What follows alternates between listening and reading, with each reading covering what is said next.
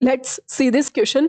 The question is given as, on applying a constant torque on a body about center of mass, option number A, its linear velocity may increase. Option number B, angular velocity may increase. Option number C, it will rotate with constant angular velocity. And option number D, it will move with constant velocity. ठीक है. देखो, अगर मैंने torque, सबसे पहले तो हम torque देख लेते हैं.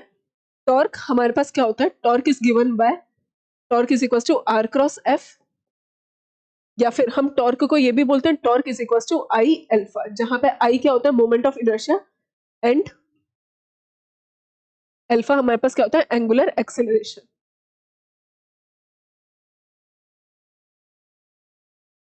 ठीक है, तो हम बस यही बात करेंगे कि हमारे पास हमें बोला गया है कि टॉर्क जो है हमने कांस्टेंट, हमारा जो टॉर्क है वो कांस्टेंट है. Torque is constant.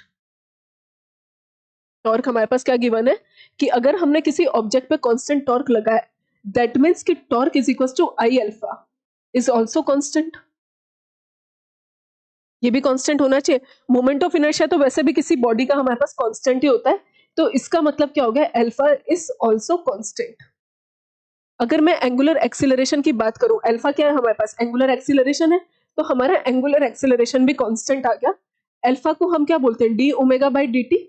यानी कि हमारे पास जो ओमेगा है, दैट मीन्स एंगुलर वेलोसिटी वो बढ़ेगा.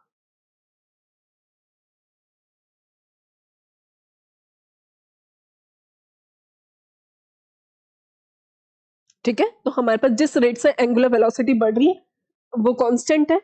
Alpha is D omega by D T which is again a constant. तो हमारे पास उसकी एंगुलर वेलोसिटी में इंक्रीज, हमारे पास क्या हो जाएगा? उसकी एंगुलर वेलोसिटी बढ़ सकती है. तो हमारा कौन सा ऑप्शन सही आ रहा है? एंगुलर वेलोसिटी में increase. Option number B is the correct